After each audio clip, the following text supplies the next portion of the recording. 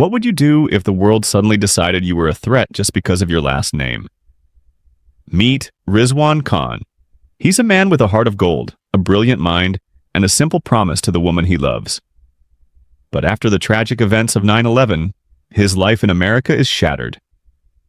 When a heartbreaking tragedy tears his family apart, Rizwan is given an impossible mission: to cross the entire country and tell the President of the United States face to face, "My name is Khan, and I am not a terrorist." This isn't just a story about a journey.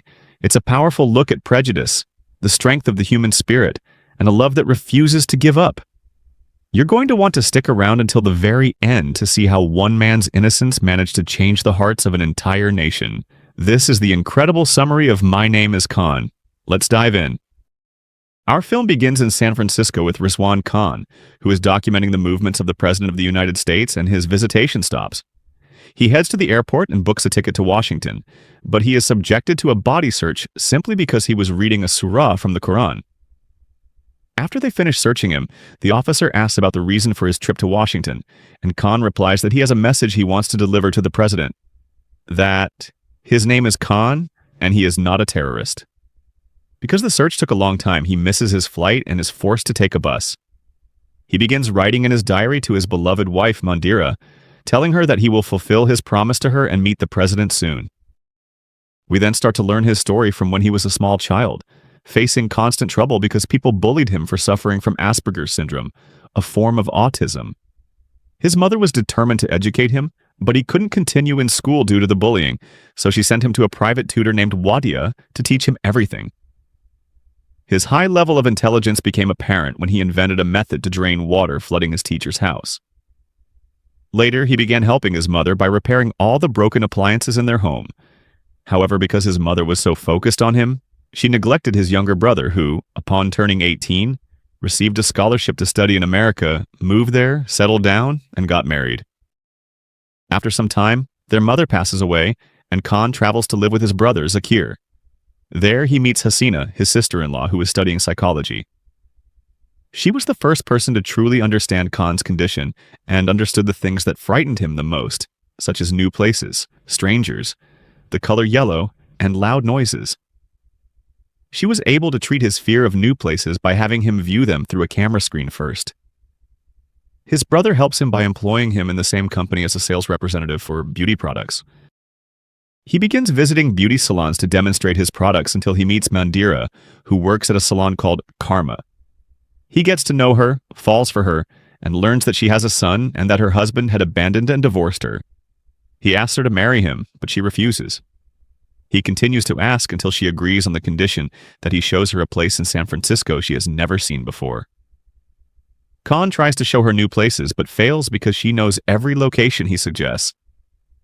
One day, Khan knocks on her door after dawn, and when she opens it, he tells her she must come with him immediately to see a new place. They go to a high vantage point where she opens her eyes to the sunrise over San Francisco, witnessing a view she had never seen before. At that moment, she agrees to marry Khan. Then the events of September 11th occur, which turns Rizwan Khan and Mandira's lives upside down.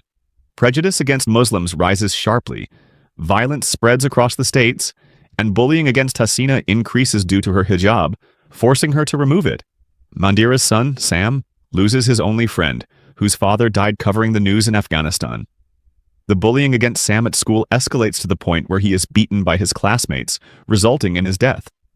Mandira learns from the police detective that the cause of her son's death was religious prejudice, and that he died because he was identified as a Muslim. She blames her husband, Rizwan Khan, for her son's death, telling him to leave her, that she never wants to see him again, and kicking him out of the house because he is the reason this happened. With extreme innocence, Khan asks her, "When can I come back?" She tells him, "When you tell every American that your name is Khan, and you are not a terrorist, and go to the President of America and tell him that my son was a Muslim and not a terrorist."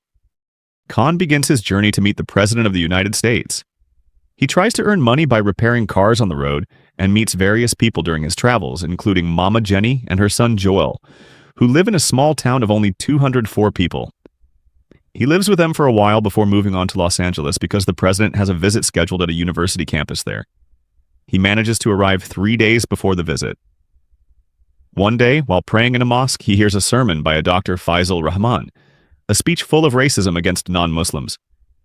This causes Khan to object to the sermon, calling the doctor a lying Satan and a racist, and he reports him to the FBI. The time of the visit arrives, and as soon as Khan sees the president standing amidst the crowd, he begins to chant, "My name is Khan, and I am not a terrorist." A commotion erupts around him due to the word terrorist. Cameras film him, and he is arrested, interrogated, tortured, and thrown in jail. However, among those who filmed him were a young man named Raj and a team who took an interest in his case. They enlist a hacker to find information on Rizwan Khan and air his story on a news channel, interviewing his brother and wife. His case becomes a matter of public opinion, and he is released when it is confirmed that he helped in the arrest of the extremist Dr. Faisal Rahman. Upon his release, he sees Mandira in front of him, but stops himself from meeting her because of his promise to meet the president first. He learns from the news that a hurricane has struck Georgia, destroying the town where Mama Jenny and Joel live. He decides to go help them. He arrives to find the town destroyed and flooded, with all the residents taking shelter in a church. Raj and the news team discover Khan is in this town, so they go to him and decide to help save the townspeople before the church collapses from the hurricane's force. News spreads that Khan, the man trying to save people single-handedly and becoming an inspiration, is the same person accused of being a terrorist. This prompts many citizens, including his brother and wife, to go help the townspeople and save them from death and drowning. His story reaches one of the presidential candidates at the time, Barack Obama. Among those watching the news is Reese, Sam's friend, who decides to confess to Mandira that he knows who killed her son, admitting he was too afraid to speak up before. The boys who killed Sam are arrested. Mandira decides to travel to find Khan after he is subjected to an attempted murder by a radical follower of Dr. Faisal Rahman, who was arrested due to Khan's report. Rizwan Khan is moved to a hospital in Georgia. This is at the same time President Obama wins the presidency. Khan learns that the president will be visiting the state of Georgia and attempts to meet him, but he arrives late as the president is departing. But at the end of the film, he is surprised that the president has returned to meet him personally. Rizwan Khan is indeed able to meet the president and tell him that his name is Khan and he is not a terrorist. Before you go, I have a question for you. Do you think Mandira was right to blame Rizwan, or was she just speaking out of grief? Let's talk about it in the comments below. If you want to support the channel, the best way is to like this video and subscribe. It's free for you, but it means the world to me. Thanks for hanging out until the end. Stay inspired, and I'll see you next time.